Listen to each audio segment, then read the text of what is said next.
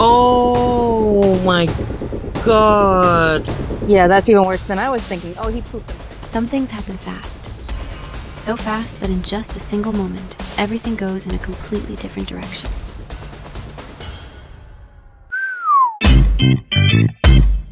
That day, the rain was pouring down on the 10 freeway. The sky went dark almost instantly. A storm was moving in fast. The rescuers were searching the area near a gym, checking every bush, every dark corner, looking for a cat someone had reported hiding nearby. At that moment, there was only one thought in their heads: find him before the storm hits. But no matter how long they searched, there was nothing. While they were still live on Instagram, a message came through. Just a few blocks away, right along the edge of the freeway, someone had found a cat with catastrophic injuries.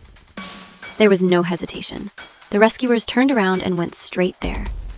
And when they saw him, everything stopped. He was lying against the side of the road, rain hitting his body, trucks roaring past just feet away. His tiny body was shaking from the cold. And his leg? It wasn't a leg anymore. Completely shattered, bone exposed, hanging on by a thin strip of skin. There was nowhere to run, nowhere to hide.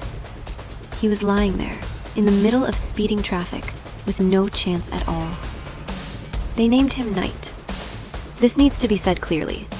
If the people who stopped that day hadn't risked their lives crossing moving traffic to pull Knight off the freeway, he would not have survived. Not maybe, not possibly. He wouldn't have made it. Knight was rushed straight to the emergency vet. The doctor only had to look at his leg once to understand how severe it was. The bone was fully exposed. The wound was contaminated with rainwater, dirt, and asphalt. The leg was barely attached. The vet was direct. This isn't a simple fracture. The muscle, skin, blood vessels, and nerves are essentially destroyed. Then the explanation continued, no sugarcoating. Knight had already lost a dangerous amount of blood. He'd been lying in the cold rain for too long. His body temperature was dropping. He was starting to go into shock. Waiting any longer wouldn't save the leg. It would likely cost him his life. From infection, from shock, from full system failure. And then came the words no one wants to hear, but everyone understood were necessary. We have to amputate, immediately. Not because it was cruel, but because it was the only way to keep Knight alive. Knight was very young. His condition was critical. The surgery was extremely risky, but Knight was still breathing. And as long as he was breathing, the rescuers weren't giving up. The night before surgery, Knight stayed at the hospital. He rested quietly, he ate, as if he hadn't just been pulled off a freeway in a storm. A tiny body with an unbelievably strong spirit. The surgery began, and then Knight made it. Afterward, it was obvious. His body finally relaxed. The unbearable pain from the freeway was finally over.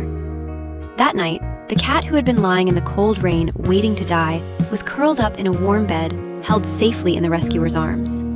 Safe, warm, and no longer in pain. What stayed with the rescuers the most wasn't just that Knight survived. It was the way he looked at them, the way he allowed human touch, the way he still chose to trust after everything he had endured. In the days that followed, Knight slowly began to heal. He ate like a champion, gentle, grateful. He accepted every meal, every cuddle, every moment with a heart softer than anyone expected. After all that pain, Knight still chose love. And he just wanted to give you a bit of an update. He was in at the vet on Friday, and his suture area looks really good. And today, the rescuers finally get to share the news everyone was hoping for. Knight has been pre-adopted. He still has healing ahead of him, and a neuter surgery in his future. But an incredible family is already waiting to bring him home.